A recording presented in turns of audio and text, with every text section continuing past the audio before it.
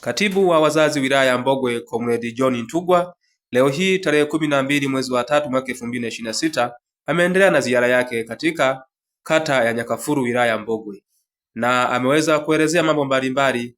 Endelea kumsikiliza katika chaneli yetu hii ya Buyazi TV.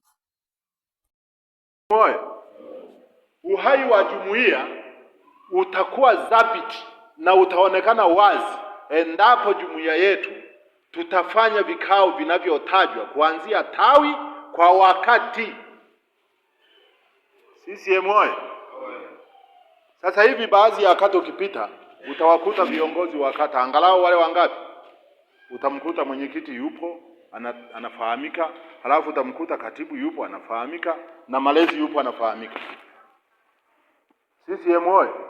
Lakini hawa wajumbe wengine wa kamati ya utekelezaji ya kata na viongozi wengine, labda mjumbe wa mkutano mkuu wa mkoa, sijui mjumbe wa halmashauri kuu, ni wa kutafuta kila muda.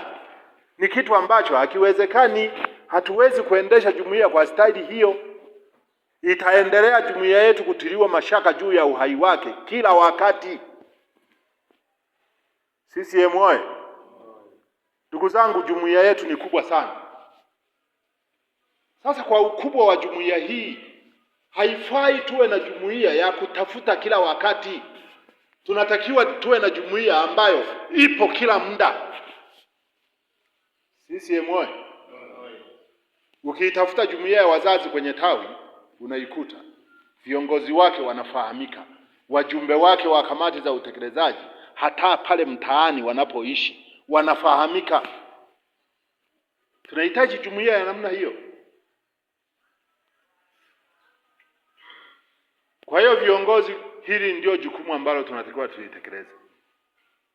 Tunaposema uhai wa jumuiya, lazima tuanzie kwenye tawi. Hatuwezi kuanza juu juu, mwenyekiti.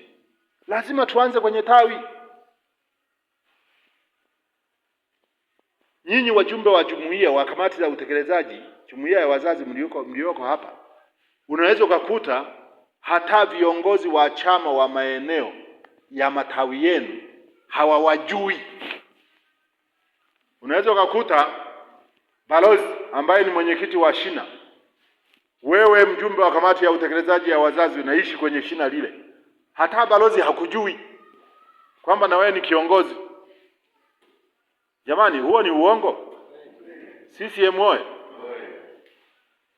Yaani yaweza kuwa ukiitishwa mkutano wa kijiji pale na wewe uko pale, mwenyekiti wa wazazi wa tawi unaishi kwenye kijiji hicho hapo.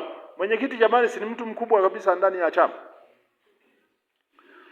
Kwenye mkutano ule hakuna hata anayejua hata mmoja kwamba wewe ni mwenyekiti ndani ya chama kupitia jumuiya ya wazazi. Hayupo hata mtu mmoja. Hivi utaweza kutekeleza masuala ya elimu kwenye ngazi ya jamii kama hata jamii yenyewe haijui kwamba wewe unahusika na mambo ya elimu?